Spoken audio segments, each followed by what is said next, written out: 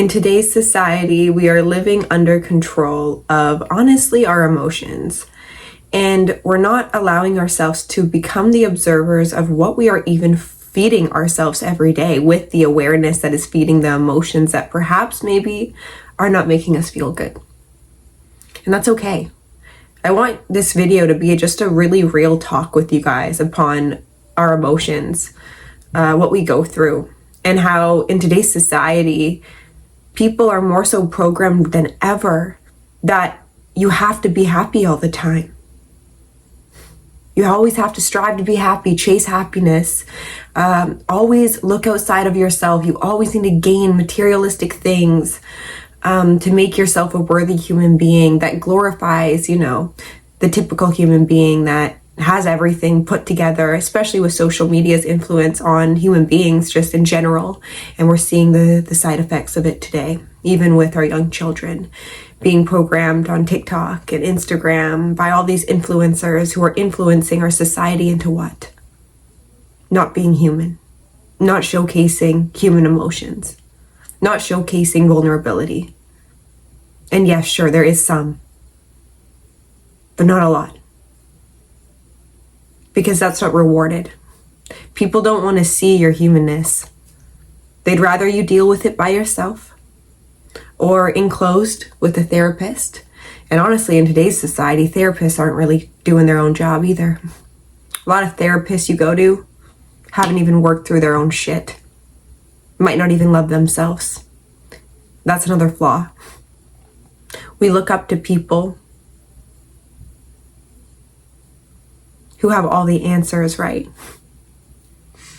And I'll be the first one to say, you guys, I don't got all the answers. I really don't. And, I don't think I'll ever have all the answers that I want answered in this life. It doesn't work that way. How it works is whatever you are going through right now is here on purpose to serve you. And because we live in a free will planet, it is up to you how your circumstances, how whatever you're going through is serving you. You get to choose. You can turn a negative situation into one that's actually serving a higher good for your life. And that's what I've had to do with everything I've been through. I don't play victim ever in my life. I actually, looking back on my, because we all go through stuff, you guys, as humans, childhood trauma triggers. I don't allow that to dictate who I am as an adult. I don't allow the emotions that surface to be added to a self-concept that is not in alignment to my higher self. And I've accessed my higher self. And she's the one that's talking through me today, allowing me to have this knowledge, this wisdom that the more you're broken open and the more you can embrace whatever you're going through, embracing life is happiness. Embracing life. Because listen, when you can't embrace the things you go through, if you can't own them, if you can't claim or take accountability for even the things that perhaps aren't your fault necessarily, in the higher grand scheme of things, they are your fault. Because everything in your specific reality has been brought to you by you calling it forth to either serve you, to awaken you, to up-level you, and just for you to remember the connection that you have to Source, to God, to whatever you want to call it, you guys. No name can even describe how profound it is to reconnect to the relationship that first needs to be fostered within planet Earth. And that's why a lot of people are walking around always chasing things, not realizing the more you chase the things you're wanting, you're not getting them. They're running away from you. The more you focus on things that you think are going to make you feel better, so you have to chase after them, they don't want you. Those things aren't going to be attracted to you because you're not coming from a place of even worthiness. When you're a worthy creator, which you are, you just maybe haven't awoken to it yet, you don't need to be running to people, to things, to satisfy your soul. Your soul's satisfied. Why? Because you've awoken. And that is pure soul satisfaction. And that is pure soul satisfaction. Is awakening to the being within that breathes you every single day, that wakes you up, that blinks your eyes, that grows your hair, that allows you to speak and feel. What a profound experience this is. Feeling, emotion as guidance, and not to make us less than because we're feeling uncomfortability in the body, or because perhaps people have told us who we are. We have to stop taking people's words as truth, especially if they are not in alignment to the greater truth of who we know to be. But that's our problem. A lot of people are walking around with labels, with baggage that do not belong to them. That do not belong to them, that were put onto them through another person's perception of their own insecurities, their own self-hatred, their own disconnect from source. And it's our responsibility not to blame another person. It's not going to get you very far, you guys. It may feel really good to the ego to allow, our own wounds, our own triggers, our own trauma to be replaced onto another person. And by doing that, you are just labeling another person out of your very own disconnect. Because when you're connected, you won't even have the wherewithal to blame, to put shame, to put hate on another human being that is a part of you. That is a part of you. The people who have hurt you the most in your life, this can take time to understand, to become aware of. But it was so on purpose. It was so on purpose. If I didn't get mistreated as a child, if I didn't get shown through the mirror of reality, everything I was not, I wouldn't be who I am today, with greater capacity to love, to hold space for another person, to see truth behind lies. It's a gift. It is a gift. Your darkness is a gift if you view it in that way. When you actually open the box and seeing what is inside. What's inside of you? What are you so scared to claim as yours?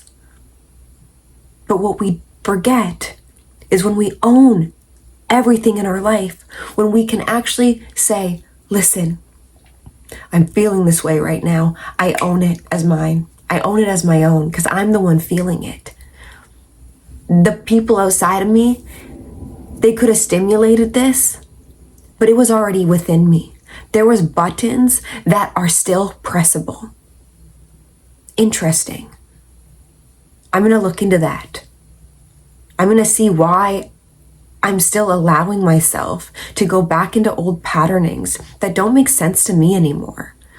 I'm not going to allow what other people think of me or what other people have done to me to dictate what I'm going to do to myself. I'm done abusing myself. People abuse themselves every single day in ways that are going unnoticed because it actually stimulates some sort of safety because you think you're deserving of it. You're not deserving of feeling like shit every day. You're not deserving of talking down to yourself as you would not want another person to do, but you do it to yourself constantly. Why? Isn't it time to just allow yourself to be human again? To allow yourself to awaken to the truth that everything in your life, everything is not here as punishment, is not here to make you live a life of disempowerment throughout your whole entire life. Really? You're not deserving of it. And I know we want to be validated in our emotions, and that's okay. You want to be seen in your suffering and your pain. You just want someone to be aware of, hey, this is what I'm feeling. But we have to validate our own emotions first, instead of running away from them and then chasing the good all the time. Because what we are doing is not allowing ourselves to fully feel the good stuff. When we're chasing it away. Sit still in the emotions that come up. Sit still in them. Sit in certainty of your awareness. Bring your awareness into thy body of the internal world to then allow you to remember the true essence of the awareness that is viewing the emotion. And when you view an emotion with a higher lens, you bring yourself out of that emotion and you're the neutral observer of it. And that's not to say the emotions are not gonna still feel maybe scary in the body, uncomfortable, because they will. But we've just been programmed that that's a bad thing. So it makes us. But we've just been programmed since children that emotions are a bad thing. When we cry, that's a bad thing. When we're angry, that's a bad thing. When we're upset because no one's listening to us or seeing us, we're shamed for it. But these are human things that are not validated as children. So we go around in our adult life trying to find circumstances and people just to validate that very own wound that we have not been able to own. It's yours, and it's yours for a reason, to serve you in the higher season of your life when you actually can accept it. To accept it as not who you are in truth, but as the very things that have brought you into your truth. By seeing the contrast of exactly what you are not, so then you can fully grasp the truth that is behind a thought, an emotion. What's the truth behind the emotion? What's it actually trying to tell you? Maybe that you're still carrying someone else's opinion and it just wants to be released out of your body by you just seeing it and feeling it and releasing it. What if it's just that simple? What if your depression isn't bad? What if your anxiety is not wrong? What if it's really just guidance telling you that there's some things that are out of alignment in your internal world? And the antidepressants, the medications, they're just solidifying you within the self-concept even more of a disempowered human being that needs outside stimuli or outside medication for your humanness. How silly is that? Listen to me. I see you in whatever you're going through. I see you because I've had to see myself in it, so I can hold space for another person. But what I won't do is allow you guys to continue playing out a narrative that is not allowing you to grasp why what you are going through is happening. It's up to you to rewrite the narrative to one that is actually a storyline of your own power, and not to you being entrapped in a story that is just going to be perpetuating the same ending of despair. What if we rewrite the ending to one that is magnificent, to one that is actually serving us and perhaps other people through our very own understanding of life, of our circumstances, of our pain, and using the very pain, the very things that feel uncomfortable as ones that are the greatest story of all to tell. Because your pain is actually the thing that allows other human beings to relate to you on a deeper level. It's not through showcasing happiness all the time and joy. You want to know the secret to long-term happiness? I'll tell you. It's being okay when happiness is not in the body. Happiness is truly just being okay. Okay with whatever is in the body. That's happiness. You can still allow happiness in when you're the conscious observer of you experiencing your pain. The higher version of yourself is happy that you're going through this.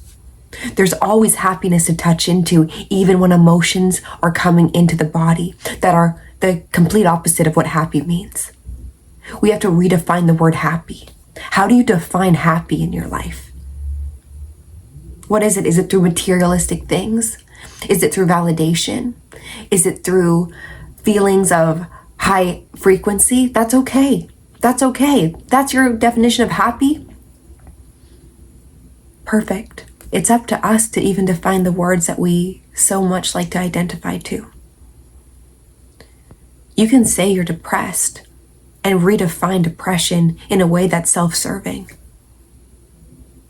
You can say you've been abused and rewrite that abuse and rewrite the word abuse to one that's serving you. And I've been abused. I've been depressed. I've had social anxiety. I've had addictions. All a part of Maya's divine plan of remembrance, of remembering her human nature, of sacredness, of sovereignty, of purpose, of power, making power out of everything that comes my way. I won't allow this outside world to make me, the creator, into anything that is not of my own good.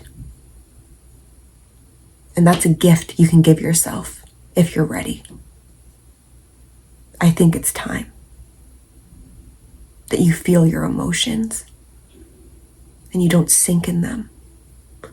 Rather, you learn how to swim within them, but also rise to the top of your waters.